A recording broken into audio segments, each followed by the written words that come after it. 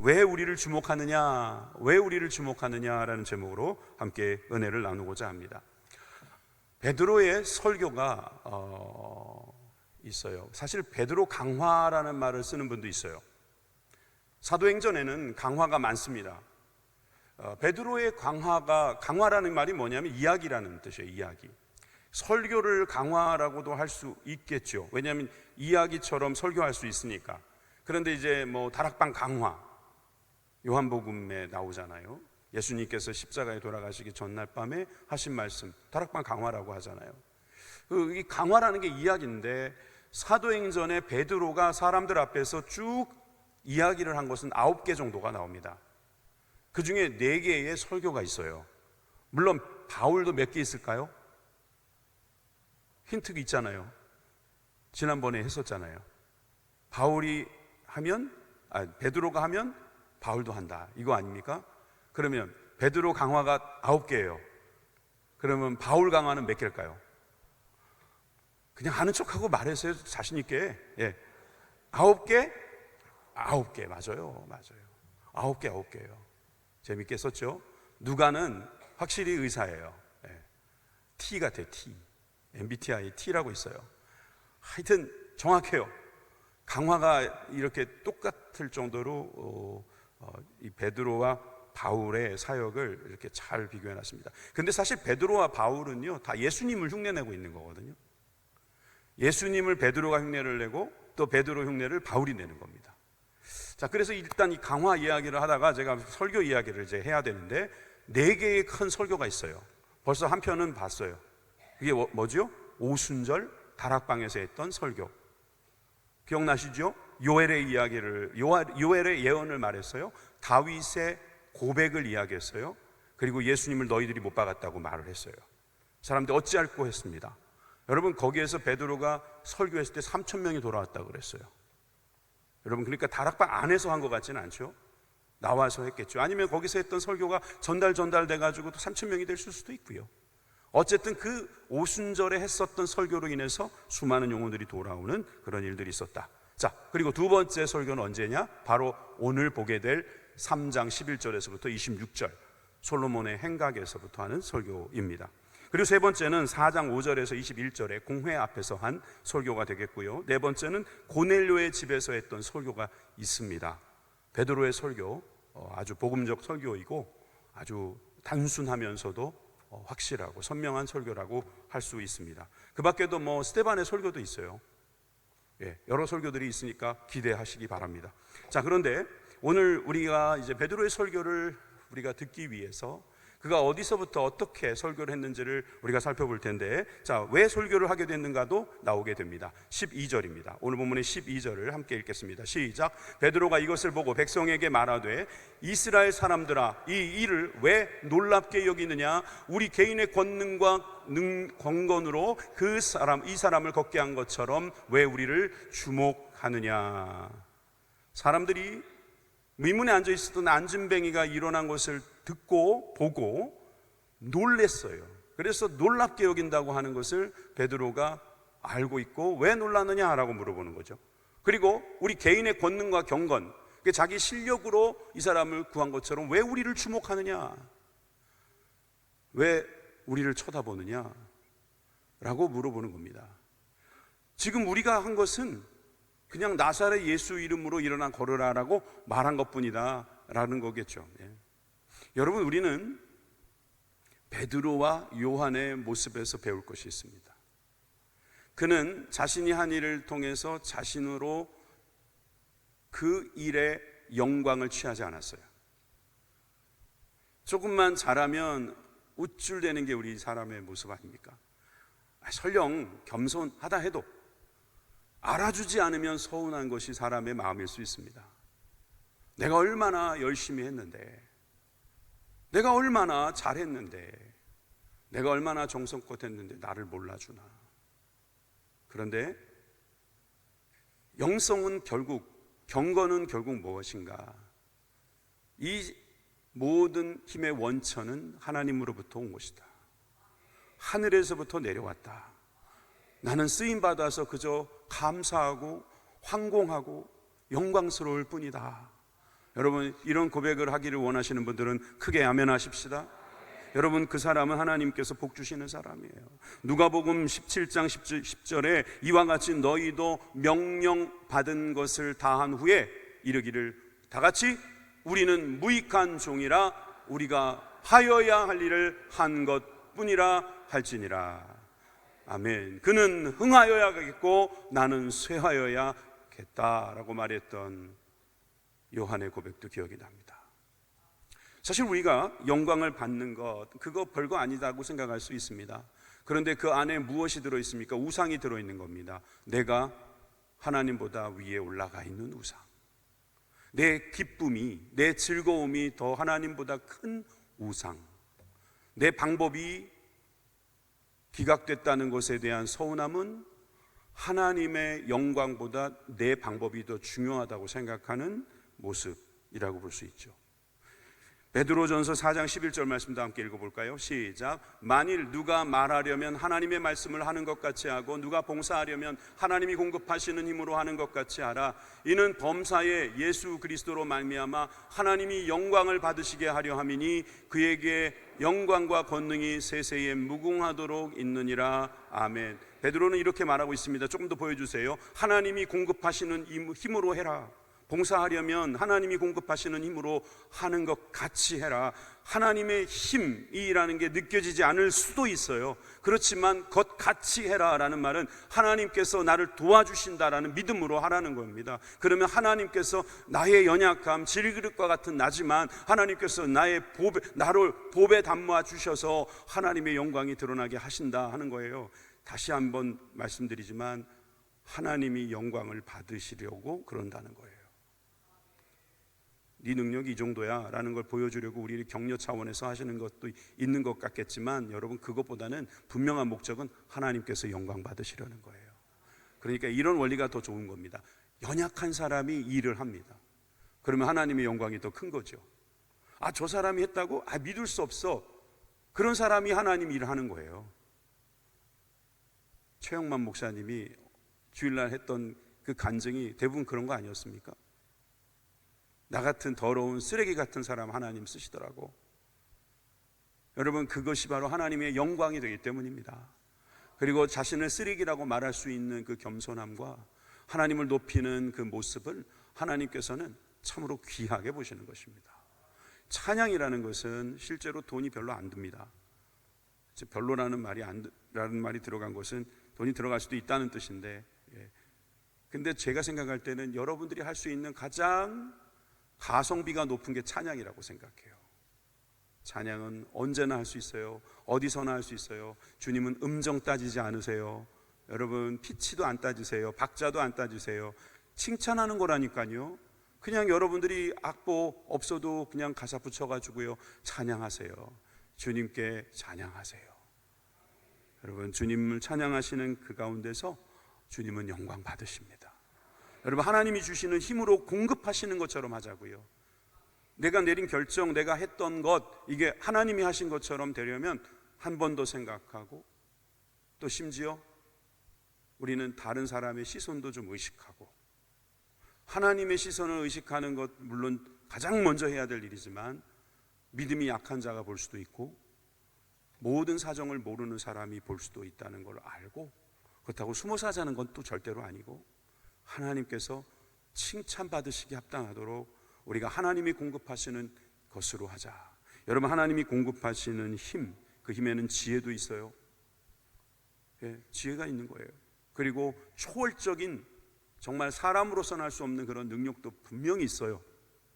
하나님만 공급해 주실 수 있는 그 특별한 그것이 있어요. 여러분, 그런 힘을 다 주시는 이유가 뭐냐면 하나님께서 영광 받으시려고요. 그걸 놓치시면 안 될 것입니다. 여러분, 오늘 이 말씀을 생각하면서 이제 베드로의 설교로 들어가 보겠습니다. 사실 이제 내용은 솔직히 되게 간단합니다. 세 가지로 말할 수 있는데, 첫째는 치유하시는 그리스도입니다. 예수님은 치유하시는 분이시다라는 것을 베드로는 이제 사람들 앞에서 고백하고 있죠. 자, 11절 12절을 제가 읽겠습니다. 나은 사람이 베드로와 요한을 붙잡으니 모든 백성이 크게 놀라며 달려 나아가 솔로몬의 행각이라 불리우는 행각에 모이거늘 베드로가 이것을 보고 백성에게 말하되 이스라엘 사람들아, 이 일이 왜 놀랍게 여기느냐? 우리 개인의 권능과 경건으로 이 사람을 걷게 한 것처럼 왜 우리를 주목하느냐? 아니나 다를까 하나님을 찬양하고 성전에서 기뻐 뛰며 춤추던 그 사람이 결국 자기를 고친 베드로와 요한을 붙잡아 옵니다. 그래서 사람들 앞에 자랑을 하거나 이 사람이 나를 치료했다고 그렇게 이야기를 하는 거죠. 그랬을 때 사람들은 왜 놀라고 있느냐, 왜 우리를 주목하느냐라는 베드로의 이야기를 듣게 됩니다. 그런데 그 장소가 어디라고 돼 있어요? 솔로몬의 행각이라고 돼 있어요. 행각이 뭡니까? 행각. 행각이란 말이 한 7가지 있더라고요. 사전에 찾아보니까. 무리들의 행각 그러면은 사람 앞에 그 사람 뒤에 붙은 행각 그러면은 행동 같은 좀 좋지 않은 행동을 보통 행각이라고 말하죠. 근데 여기서 말하는 행각은 건축 단어라고 할 수 있어요. 어떤 거냐면 지붕이 있고요, 기둥이 있어요. 벽은 없는 겁니다. 어떤 그림인지 아시겠죠? 지붕은 있고 기둥은 있으면서 복도처럼 쫙 만들어져 있는 거. 그래서 우리가 유럽에 남아있는 유적들 보면은 그런 게 일부가 조금 있어요. 기둥만 남아있는 경우도 많고요. 아무래도 떼약볕에서 그 빛을 가리면서 지나갈 수 있고 비도 막을 수 있으면서 길도 되고 거기에 앉아서서 대화도 나눌 수 있는 에어컨이 없던 시대에 이렇게 벽을 터놓으면 바람도 불고 좋지 않겠습니까? 그러면서 기둥도 아름답게 만들고 지붕도 아름답게 천정도 아름답게 만들면 아주 좋은 건축물이 되죠. 성전에 그런 행각이 있어요. 솔로몬의 행각 어디에 있는가? 그림 보여드립니다. 저 성전에서 행각은 바로 저 오른쪽에 있어요. 저 부분을 가리켜 솔로몬의 행각이라고 합니다. 솔로몬 행각. 남아있을까요? 당연히 안 남아 있습니다. 솔로몬 행각에서 바로 성전으로 들어갈 수 있죠.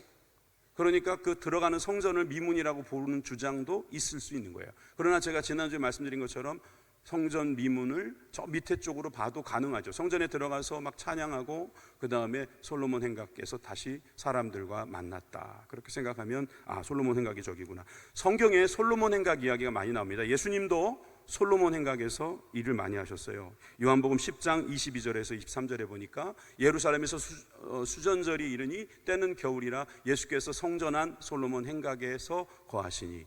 여러분, 요한복음 10장이면 한참 예수님께서 설교를 하실 때인데 그때 솔로몬 행각에서 만나 사람들과 대화했던 내용이 나옵니다.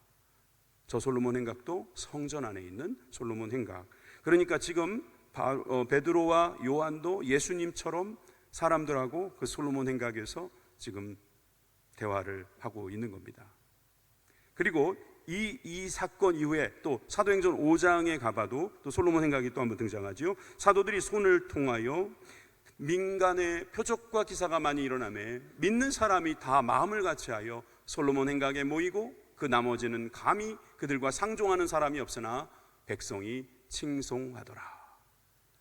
예루살렘의 마가 다락방, 또 아주 역사적인 장소지만 성전 미문에 앉아있던 앉은뱅이를 고치셨던 그 사건은 많은 교인들에게, 이 초대교회 교인들에게는 특별한 장소였음에 틀림이 없습니다. 그래서 솔로몬 행각에 모여서 그곳에서 하나님을 찬양하고 또 하나님께서 주시는 은혜의 시간을 가졌겠죠. 성전 앞에 있는 거니까 솔로몬 행각에서 모이는 건 그리 어려운 일이 아닐 것입니다. 자, 이제 솔로몬 행각은 그렇고요. 솔로몬 행각에서 예수님처럼 이제 베드로도 설교를 합니다. 그 설교의 내용을 본격적으로 보도록 하겠습니다. 13절에서 15절까지 제가 읽을게요. 아브라함과 이삭과 야곱의 하나님 곧 우리 조상의 하나님이 그의 종 예수를 영화롭게 하셨느니라. 너희가 그를 넘겨주고 빌라도가 놓아주기로 결의한 것을 너희가 그 앞에서 거부하였으니 너희가 거룩하고 의로운 일을 거부하고 도리어 살인한 사람을 놓아주기를 구하여 생명의 주를 죽였도다. 설교의 시작은 예수 그리스도였습니다. 예수님에 대한 이야기입니다. 예수님은 하나님께서 보내주신, 하나님께서 우리를 위하여 보내주신, 주님의 영광을 위하여 보내주신 분이다라는 것을 말하고 있죠. 그런데 빌라도가 놓아주기로 결의했다고 하면서 지금 베드로는 어디서 용기가 났는지 너희가 그 앞에서 거부했다 그랬어요. 솔로몬 행각에 모여 있는 사람들이 그 빌라도 앞에 가가지고 예수를 십자가에 못 박아라 그렇게 말한 사람이 아닐 수도 있는데, 지금 그는 담대하게 너희가 했다는 거예요. 너희가. 여러분, 너희가라는 말은 자기는 포함되지 않는 것처럼 보이는 아주 직설적인 단어입니다. 그 앞에 있는 사람이 난 안 그랬어 말해도 되는 아주 직설적인 이야기예요. 여러분 아시잖아요. 지금 생각나는 거 있으시잖아요. 베드로가 달라졌어요. 어떻게 이렇게 달라졌죠, 사람이? 계집 여종에게도 겁을 먹고 도망갔던 베드로, 그냥 도망만 간 것이 아니라 예수님을 저주하면서 쫓아오지도 못하게 만드는 그런 아주 집요하게 예수님을 부정했던 그 베드로가 어떻게 이렇게 갑자기 담대해졌을까요? 거부했답니다. 살려주는 것을 거부하고, 그리고 예수님을 거부했다는 거예요. 어제 뉴스 보니까 대통령이 거부권을 행사했다고 그래요. 여러분, 비토는 사실 비토권은 누구에게나 있습니다. 싫으면 싫다고, 난 거부한다고 말할 수 있죠. 그러니까 이 이스라엘은 예수님을 거부했던 겁니다. 이것을 베드로는 담대하게 이야기하고 있는 거예요. 이 거부하는 것을 통해서 결과적으로 이스라엘 사람들은 예수님을 죽였다고 베드로는 말하고 있는 것입니다. 설교는 사실을 그대로 이야기해야 합니다. 우리가 십자가에 예수님을 못 박았습니다. 이렇게 고백하는 거예요. 사실 우리는 2000년 전에 예수님이 십자가에 못 박히시는 자리에 있지도 않았고 아무 상관도 없습니다. 그러나 예수님께서 너희들의 죄를 지고 내가 간다, 다 이루었다 하셨기에 우리는 우리 스스로 고백합니다. 예수님을 우리가 십자가에 못 박았다고요. 베드로는 그런 영적인 고백을 하고 있는 겁니다. 너희들이 예수님을 못 박았다.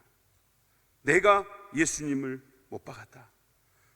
도리어 살인한 강도를 도리어 놓아주고 의로우시고 선하신, 거룩하고 의로우신 예수님을 거부했다.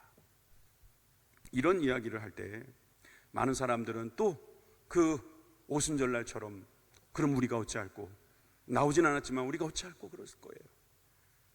베드로가 이어서 이야기합니다. 15절 후반부에 그러나 하나님이 죽은 자 가운데서 그를 살리셨으니 우리가 이 일의 증인이라. 그 이름을 믿음으로 그 이름이 너희가 보고 아는 이 사람을 성하게 하였나니 예수로 말미암아 난 믿음이 너희 모든 사람 앞에서 이같이 완전히 낫게 하였느니라. 아멘. 여러분, 이 말씀에 우리가 집중하게 됩니다. 죽은 자 가운데서 살리신 그 하나님이, 우리는 증인으로서 그 하나님을 알고 있는데 지금 그 하나님이 바로 이 사람도 살리셨다. 여기서는 살렸다기보다는 고치셨다는 게 정확히 맞죠? 근데 예수로 말미암아 난 믿음이, 베드로와 요한은 그들이 가진 믿음이 누구에게서부터 나온 거라고요? 예수님으로 말미암아 난 믿음이 이들을 완전하게 낫게 했다. 여러분, 우리는 이 믿음을 받기 원합니다. 이 믿음을 가지고 우리는 또 다른 기적이 있을 것을 믿습니다. 여러분, 우리가 힘이 있는 것이 아닙니다. 우리가 능력이 있는 것이 아닙니다. 하나님께서 우리를 사용하시는 것입니다. 그랬을 때 우리가 어떻게 쓰임받을 수 있는가? 바로 예수님이 쓰임받으신 것처럼 하나님의 영광을 위해서 하나님이 일하셔야만 된다는 사실을 믿으시기를 바랍니다. 사실 그 자리에 있었던 사람, 40년이 넘도록 38년 된 병자, 태어나자마자 병에 걸려가지고 나이가 38세일 수도 있는 사람이에요. 근데 이 안진뱅이는요 40년이 넘었어요. 비참한 삶을 살았어요. 여러분, 사람들이 다 알아요. 저 거렁뱅이, 저 구걸하는, 욕 같아서 더 이상 말 안 하겠습니다. 그렇게 다 알고 있던 사람, 이름도 없잖아요. 이런 사람이 치료되는 것을 보고 사람들은 하나님 정말 살아계시는구나, 하나님은 치유하시는 하나님이구나, 여러분 믿으시기 바랍니다. 하나님이 왜 치유를 하십니까? 하나님은 우리를 창조하신 분이고 우리의 원형을 알고 계시기 때문입니다. 우리가 어떠한 상태가 정상인지를 아시는 분입니다. 그래서 우리를 고치실 수 있는 분입니다. 우리를 고쳐주실 것입니다. 사실 우리 중에는 누구도 나는 건강하다 하는 사람 없을 겁니다. 제가 볼 땐 건강한데 다들 육체적으로도 건강이 조금 부족할 수 있고, 또 정신적으로도 때로는 내가 얻는 것에 너무 집착한다, 또 내가 얻는 것에는 참 약하다, 또 어떤 부분에 있어서는 내가 너무 급하다, 뭐 이런 생각이 있을 수 있어요. 제가 그걸 다 질병으로 말하자는 건 아닙니다. 우리들의 연약한 부분 하나님께서 아시고 우리를 치유해 주실 줄 믿으시기 바랍니다. 치유하시는 그리스도, 여호와 라파의 그 이름이 살아서 우리 가운데 역사하신 예수님, 우리 믿으시고 그 예수님으로 말미암아 우리가 하나님께 영광 돌리기를 바랍니다. 우리를 왜 주목합니까? 예수님을 주목해야죠. 여러분, 우리가 질병을 치료받고 또 치료하고 그 치료로 인하여서 놀라운 간증이 있을 때 우리가 한 것이 아니라 하나님이 하셨습니다. 예수님이 하셨습니다. 고백할 수 있기 바랍니다. 두 번째로 구원하시는 그리스도입니다. 우리를 주목하지 마세요. 구원하시는 그리스도를 주목하십시오. 여러분, 그렇게 베드로는 고백하는 것입니다. 17절, 18절, 19절을 한번 같이 읽도록 하겠습니다. 같이 읽습니다. 시작. 형제들아, 너희가 알지 못하여서 그리하였으며 너희 관리들도 그러한 줄 아노라. 그러나 하나님이 모든 선지자의 입을 통하여 자기의 그리스도께서 고난받으실 일을 미리 알게 하신 것을 이와 같이 이루셨느니라. 그러므로 너희가 회개하고 돌이켜 너희 죄 없이 함을 받으라. 이같이 하면 새롭게 되는 날이 주 앞으로부터 이를 것이요. 아멘. 여러분, 이 말씀에서 우리가 꼭 기억해야 될 것 좀 더 보여주세요. 너희가 알지 못하여서 그리하였다, 막 이렇게 몰아붙였던 베드로는 너희가 몰라서 그랬지. 근데 여러분, 몰랐다고 죄가 없는 것은 아닙니다. 내가 실수했다고 살인죄가 그냥 덮어지는 게 아닙니다. 여러분, 우리는 알지 못하였다고 말하고 싶을 겁니다. 너희 관리들도 그리한 줄 아노라. 그러니까 이스라엘 백성들 뿐만 아니라 그 지도자들도 예수님이 그리스도인지 모르고 그랬을 것이다, 베드로는 말해주지만, 그러나라고 말하면서 정확하게 말하면 그렇지 않다는 겁니다. 하나님이 모든 선지자의 입을 통해서 자기의 그리스도께서, 자기의 메시아, 그러니까 하나님께서 우리들에게 보내주실, 그러니까 선지자라고 말한다면 선지자의 그리스도일 수도 있지만 하나님의 그리스도, 하나님의 기름 부음 받은 종, 그렇게 더 보는 게 맞겠죠. 어법상 고난받으실 일을 미리 알게 하셨잖아요. 수많은 선지자들이 예수님이 오셔서 고난받으실 것을 이야기했어요. 그 대표적인 사람이 이사야 아닙니까? 그러므로 너희가 회개하고 돌이켜서 너희 죄 없이 함을 받으라는 겁니다. 꾸중하는 게 아니라 그 선지자가 했던 그 말이 바로 예수 그리스도, 이분을 이야기한 것이니까 이제라도 회개하라, 이 말입니다. 회개하면 죄 없이 함을 받을 수 있다는 거예요. 믿으십니까? 여러분, 첫째는 죄 없이 함을 받는 겁니다. 회개하면 죄 없이 함을 받고요, 두 번째, 새롭게 되는 날이 이르는 것입니다. 자, 다시요. 우리가 회개하고 돌이키면 죄 없이 함을 받아요. 그것뿐만이 아니라는 거예요. 새롭게 되는 날이 주 앞으로부터 이를 것이다. 믿으시면 아멘 합시다. 여러분, 2장에 가보면, 사도행전 2장에 가보면 베드로가 첫 번째 설교할 때도 이와 비슷한 말씀을 했어요. 38절입니다. 2장 38절에 베드로가 이르되 너희가 회개하여 각각 예수 그리스도의 이름으로 세례를 받고 죄 사함을 받으라. 그리하면 성령의 선물을 받으리니. 여러분, 성령의 선물, 우리가 새롭게 되는 거죠. 우리가 새롭게 되는 것, 그래서 우리를 깨끗하게 하고 죄 없이 함을 받는 선물, 여러분 이것을 받으시길 바랍니다. 받으신 분들은 아멘 하시기 바랍니다. 여러분, 이것을 주님께서 주시기 위해서 이 땅에 오셨습니다. 이 땅에 오셔서 우리에게 성령을 선물로 내어주셨습니다. 죄 없이 함을 받을 수 있는 길을 열리게 하셨습니다. 여러분, 우리가 영생할 수 있는 길이 어디에 있다고 봅니까? 예수님께 있다고 믿습니다. 그런데 이 근거가 어디 있어요? 정확하게 말하면 성경에 있어요. 맞잖아요. 구체적으로 제가 말씀드릴 수 있잖아요. 요한복음 5장 39절에서 40절 말씀 다 같이 읽어봅시다. 시작. 너희가 성경에서 영생을 얻는 줄 생각하고 성경을 연구하거니와 이 성경이 곧 내게 대하여 증언하는 것이니라. 그러나 너희가 영생을 얻기 위하여 내게 오기를 원하지 아니하는도다. 지금 성경을 왔다 갔다 하지만 여러분 오늘 횡재한 겁니다. 여러분 성경을 몇 권을 지금 한꺼번에 다 읽은 효과가 날 거예요. 자, 왜 그러냐면 보세요. 성경에서 영생을 얻는 줄을 생각하고 성경을 연구하는 것은 이스라엘 사람들의 당연한 일이에요. 그렇게 연구하면서 성경에서 영생의 길이 있구나라고 하는 것을 찾아서 그것을 기다리고 있었는데 사실 알고 보니까 그게 누구라고요? 예수님에 대하여 증언한 내용이다. 바로 예수님이 바로 영생의 길이다라고 하는 것을 성경에서 말씀하고 있었잖아요. 그런데 그 다음에 뭐라고 나와 있어요? 뭐라고? 너희가 영생을 얻기 위하여 내게 오기를 원하지 않는도다.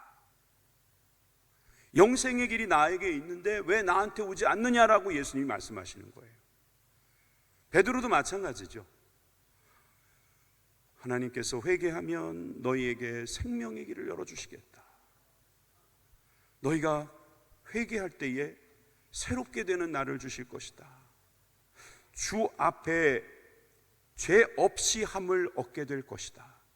여러분, 이런 축복이 있을 거라는 것을 우리들에게 말씀해 주신 거예요. 그런데 이스라엘 사람들은 예수님께 오기를 원치 않고 예수님을 향해서 비토권을 행사하고 그로 인하여서 예수님을 죽였다. 예수님을 죽이고도 모르고 있는 그들에게 말씀을 통해서 지금 가르쳐주고 있는 것입니다. 다시 말해서 그리스도는 누구시라는 뜻일까요? 바로 구원하시는 주님이시다 이 말입니다. 구원은 어디서부터 온다고요? 예수 그리스도로부터 온다는 것입니다. 여러분 많이 알고 계셔요. 이거 모르는 분은 없어요. 이 설교 여러분 수만 번 들었을 거예요. 그런데 여러분들이 이런 거를 의심한단 말이에요.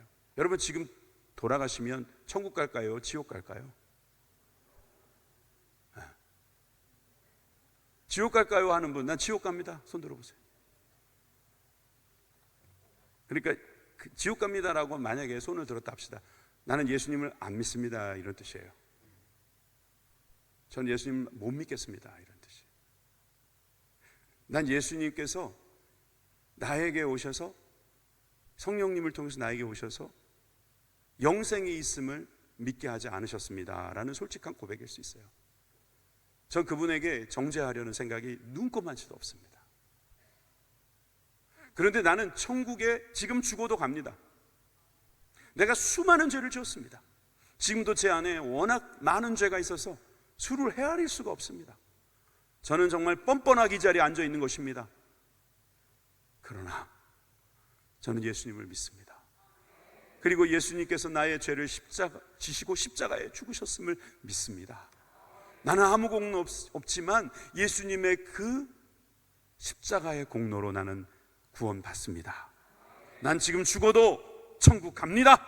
이렇게 믿을 수 있는 사람, 여러분 성령 받은 사람, 성령님께서 죄 없이 함을 주신 분이라는 거예요. 만약에 그게 믿어지지 않으면 여러분 가서 주무시지 마시고 철회를 하세요. 그게 믿어지지 않으시면요 여러분 대굴대굴 구르세요. 왜 이게 안 믿어지냐고요. 주님, 김동호 목사님이라고 아세요? 또 이야기해 볼게요. 이분 아들이 방언을 받았어요. 김동호 목사님 자기는 방언 못 받았대요. 그런데 이 김동호 목사님의 아들이 방언 받은 이야기가 재밌어요. 여름 캠프를 갔는데 다른 친구들은 다 방언을 하더래요. 근데 자기만 못 하더래요. 그래서 이분도 아들이 그 목사님 닮았는지 아주 오기가 있었던 것 같아요. 옥상에 올라가 가지고 대굴대굴 구르면서 왜 나는 방언 안 주냐고 확 대굴대굴 굴렀더니 방언이 터지더래요. 그러면서 김동호 목사님이 뭐라고 말하냐면 방언은 대굴대굴 구르면 주십니다 이렇게 말씀하시더라고요. 여러분 방언을 그렇게 받겠다라고 하는 거, 하나님이 너 그 방언 필요 없어, 너 그보다 더 좋은 은사도 있으니까 내가 그거를 줬잖아 라고 하면서 방언을 거부하는 분들도 있을지 모릅니다. 여러분 방언이 정말 절대적이라는 말은 사실상 누구도 하긴 어렵습니다. 그렇지만 여러분 하나님의 은사는요 처음 하나님 앞에 구하면 주십니다.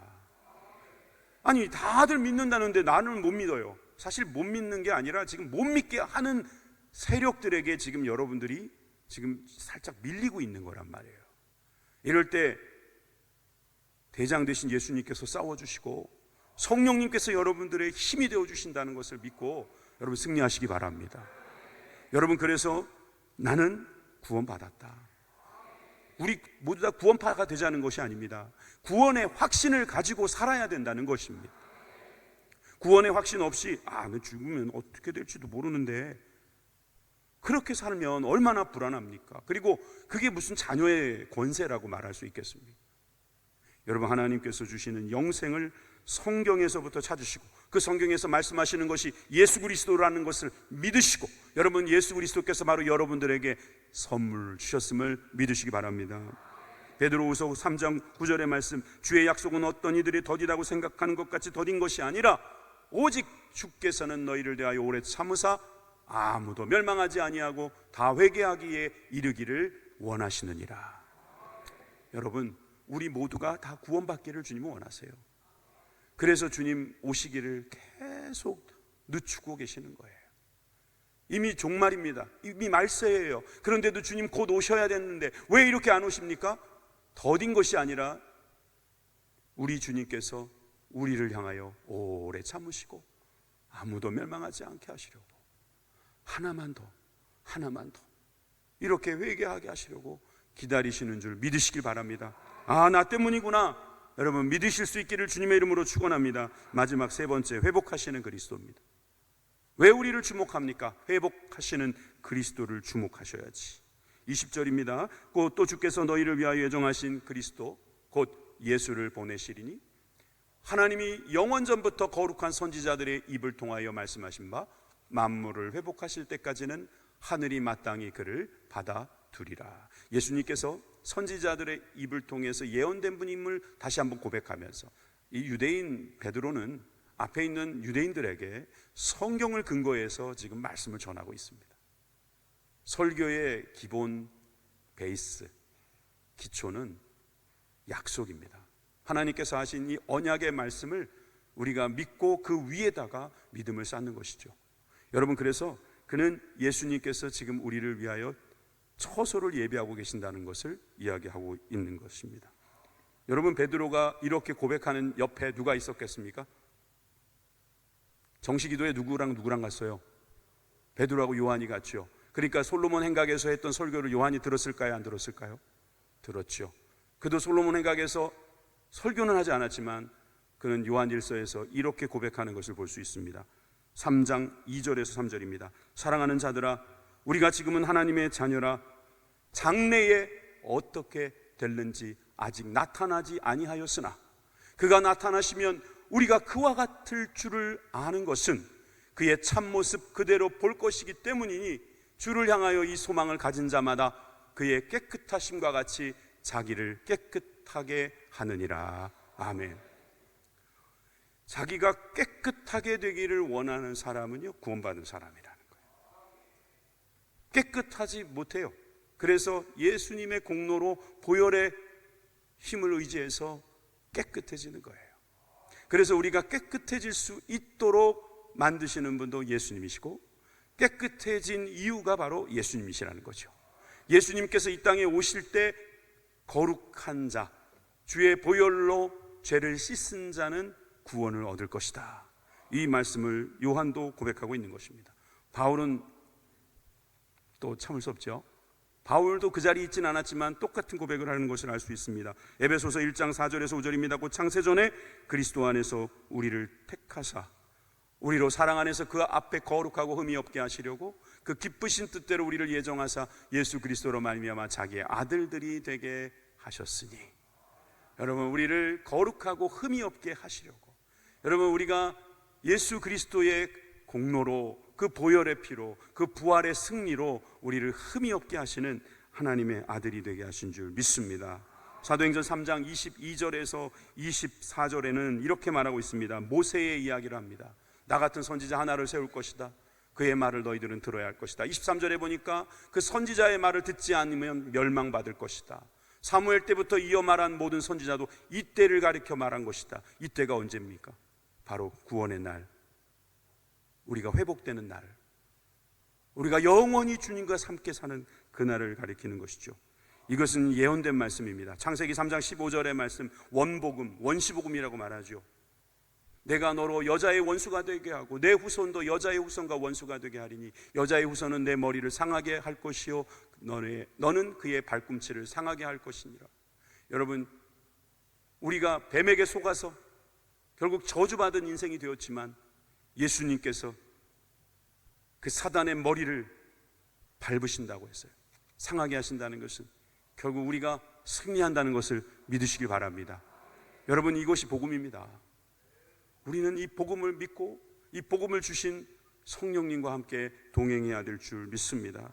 사도행전 3장 25절에서 26절은 베드로의 마지막 설교의 마지막 부분입니다. 다 같이 읽겠습니다. 시작. 너희는 선지자들의 자손이요 또 하나님이 너희 조상과 더불어 세우신 언약의 자손이라. 아브라함에게 이르시기를 땅 위의 모든 족속이 너희 씨로 말미암아 복을 받으리라 하셨으니 하나님이 그 종을 세워 복 주시려고 너희에게 먼저 보내사 너희로 하여금 돌이켜 각각 그 악함을 버리게 하셨느니라. 아멘, 아멘. 자, 저 말씀해 보니까 복을 받는다는 겁니다. 언약의 자손인 우리 모두가 복을 받는다는 거예요. 여러분, 복 주시려고 주님 오셨다는 것입니다. 회복해 하시려는 거예요. 우리를 완전한 나라에 들어가게 하시는 거예요. 주님의 온전한 뜻대로 이루어 주실 것을 믿습니다. 돌이켜 그 악함을 버리라고 하는 거예요. 그래서 여러분, 사실 우리가 이렇게 예수님을 믿고 있다고 했을 때 죄를 안 짓을 수는 없다는 것을 늘 보게 됩니다. 그랬을 때 그 죄를 보고 그냥 넘어가지 않고 이 죄를 회개하고 내가 의도하지 않은 방향으로 흘러갈 때에도 회개할 수 있어야 돼요. 뭐 내가 잘못했나? 해석이 문제야. 해석이. 이러지 마시고요. 요즘은 소설가들도요, 이 드라마 작가들도요, 작가들 맘대로 안 써요. 독자들의 반응을 보고 써요. 독자들이 주인공 살려놔라 그러면은 마지막에 살려놓습니다. 하다못해 애매하게라도 만들어 놓습니다. 세상이 그렇게 돌아가는 이유가 뭔지 아시죠? 여러분, 그것은 우리가 서로를 이해하고 서로를 함께 감싸서 함께 하자는 뜻이거든요. 우리는 다 연약하기 때문에 양처럼 뭉쳐 살아야 돼요. 그렇기 때문에 예수님이 우리의 목자가 되심을 믿고 그 중심으로 모여야 될 줄 믿습니다. 그래서 여러분, 우리는 이 나라를 꿈꾸고 있어요.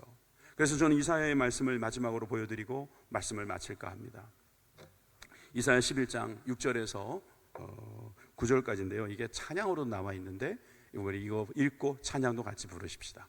자, 같이 읽습니다. 시작. 그때에 이리가 어린 양과 함께 살며 표범이 어린 염소와 함께 누우며 송아지와 어린 사자가 살찐 짐승이 함께 있어 어린 아이에게 끌리며 암소와 곰이 함께 먹으며 그것들의 새끼가 함께 엎드리며 사자가 소처럼 풀을 먹을 것이며 젖 먹는 아이가 독사의 구멍에서 장난하며 젖된 어린아이가 독사의 굴에 손을 넣을 것이라. 그 거룩한 산 모든 곳에서 해됨도 없고 상함도 없을 것이니 이는 물이 바다를 덮음같이 여호와를 아는 지식이 세상에 충만할 것임이니라. 아멘. 그때를 우리들에게 주셨습니다. 이것을 믿으시는 분들은 아멘 하십시다.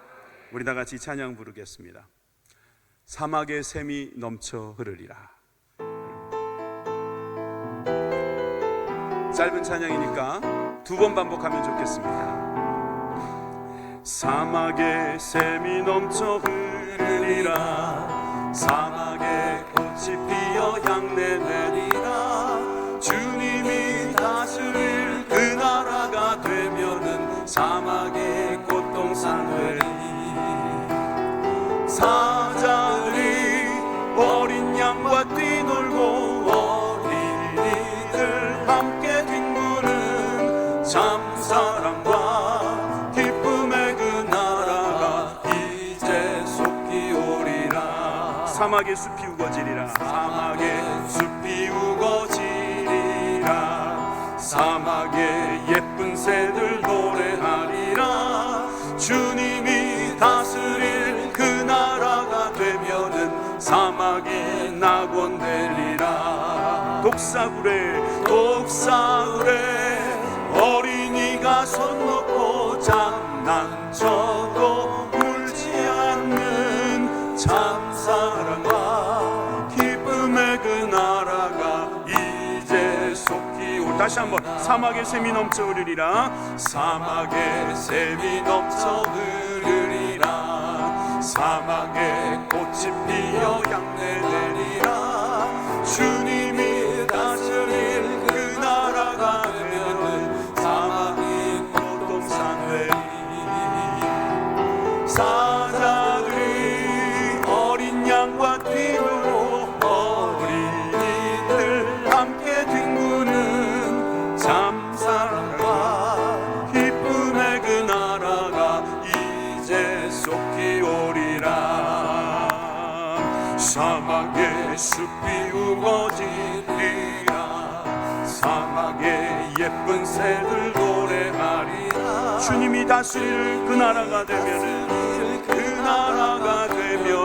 사막이 낙원되리라. 독사굴에 어린이가 손 넘고 장난쳐도 물지 않는 참사랑과 기쁨의 그 나라가 이제 속히 오리라. 믿으시면 아멘 합시다. 그 나라는 이미 왔습니다. 그러나 아직 오지 않은 나라, 그 나라, 완성되어질 나라, 하나님께서 우리에게 주신 약속하신 나라, 그 나라를 꿈꾸게 하여 주옵소서. 성령을 의지하면서 우리가 구원의 확신으로 예수 그리스도를 구주로 영접하며 주님을 부르며 우리가 깨끗하게 살아가는 거룩한 주님의 종들 되게 달라고 우리 잠시 동안 합심하여 주님 한번 부르고 기도합니다.